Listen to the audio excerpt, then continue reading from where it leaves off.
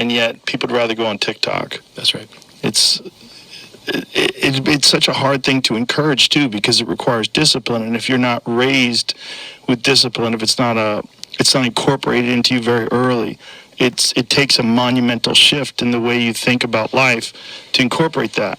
How do you do that with your children? Well, fortunately, my kids have been around me when I've been, during the time that they're alive. I've been at my most disciplined and most best. Thank God they weren't around me when I was 21. Right. And they're seeing the example of someone who works hard and works all the time and has a lot of discipline, and also wants to talk to them about things. And I want to talk to them about the value of difficult things, and about failure, and about like sports. They're involved in sports, which I think are very important to kids. You certainly can develop assholes through sports, but I think there's something about winning and losing and effort and reward for that effort that's a vital part of being a human being. Yeah. And through that, through sports and through any difficult thing, you develop your human potential.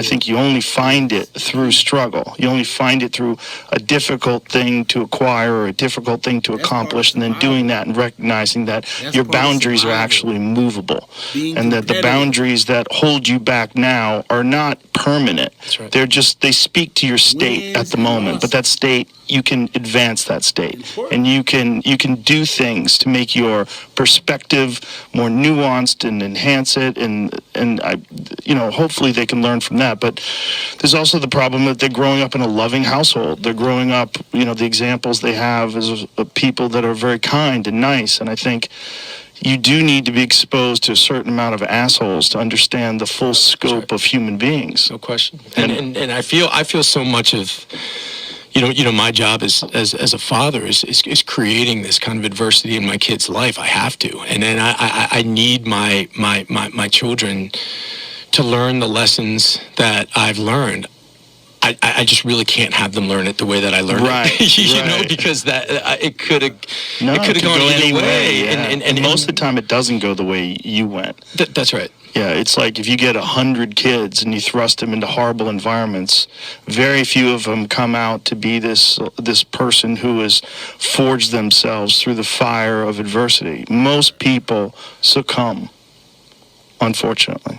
I think that's right, and I think most people also don't have. I mean, look, I mean, through all the trouble and all the shit that I got into, I had a loving, supporting family who had my back, and I think that's when I think about the inequality in this country. I mean, one of the main themes and what I'm trying to do with this podcast is just I've seen firsthand how the legal system, how so many of the systems that are in place, people who don't have that infrastructure, it is so grossly fucking unfair. And they don't have an example to go off of. One of the things about human beings is we imitate our atmosphere. That's right. And we become accustomed to seeing people work hard, achieve things, and people that are kind and ethical and honest. And we look at that as like, that's a value that I want to aspire to achieve. And if you don't have that around you, and all you have around you is crime and drug-ridden streets and gang violence, and you don't know any other way to think or behave, you don't have an example of it. And there's very little effort done to change those neighborhoods. I mean, if you look at the amount of effort and the amount of resources that we pump into other countries, we pump into the military, we pump into all these various things, we always seem to have money for it. Mm-hmm. Imagine if you're a child and you're being raised in this community that it's essentially been the same way for decades and decades with no help. That's right. You feel like an outsider, and you feel like the system is rigged. Absolutely. In many ways, it is. It is. I couldn't agree with that. Yeah. More. I couldn't agree with that more.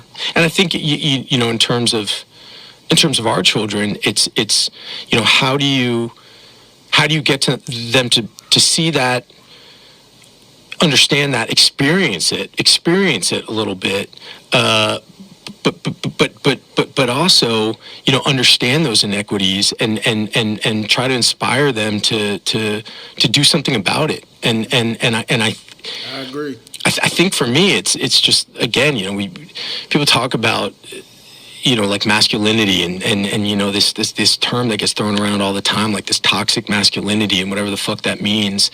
And I just think that, again, it's like, what are the examples that we're putting forward, and what are the examples of people, as fathers? What kind of men are you surrounding yourself by? What are the things that are important to you? And I think it's not, to me at least, it's not, some sort of rejection of these classically masculine traits. I think that, having the ability and understanding you have the responsibility to keep your family safe is absolutely essential in being a man and in providing. I think having a healthy relationship with violence, having an understanding of it. I think teaching your kids to have a relationship with violence where they're not being ruled by fear or shame, but they can have some sort of understanding, some sort of they can touch it, they understand it a little bit, they know what they're doing. I think it's essential.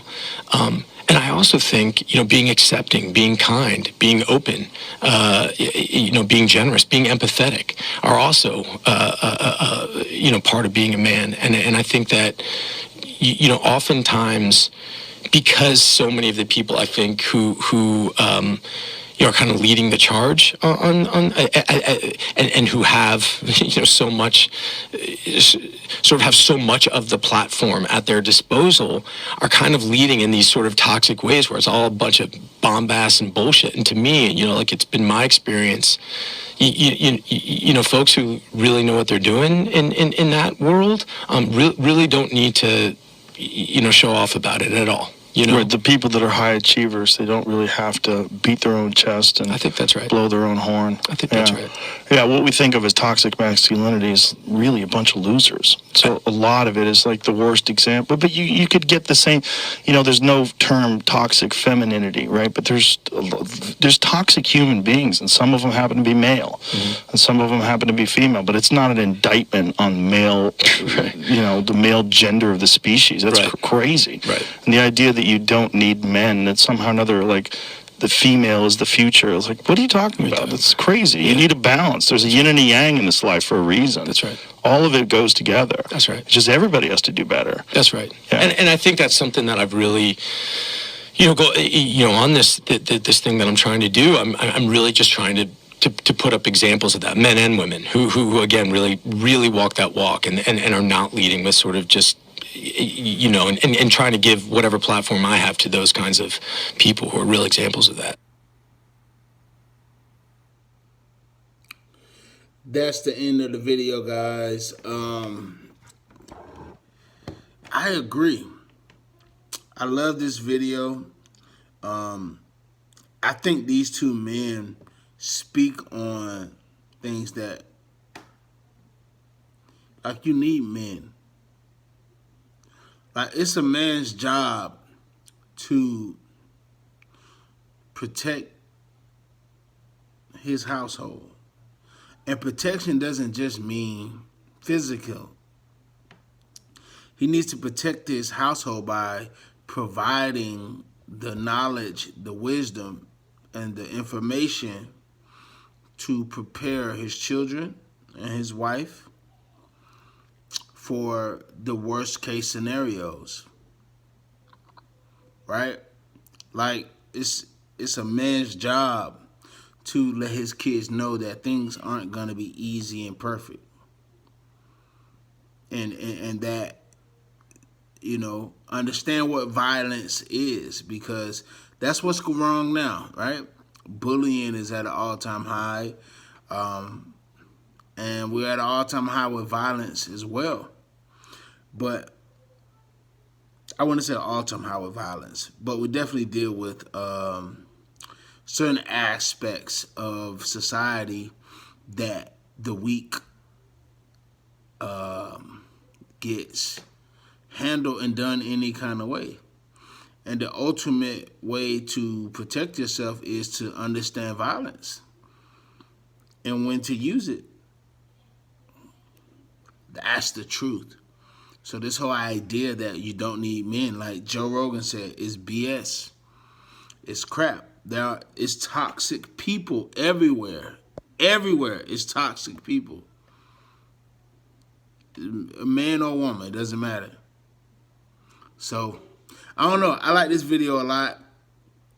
I love the dialogue. I love the concept. I love that we are supporting men, responsible men being responsible men, which means they're taking care of their family. That's what it's about. And we need women too. Like, it's yin and yang. It's a balance. I hate this war of male versus female. I hate it. But that's always been the strategy. You divide a house, you conquer a nation. Let me know what you guys think about it.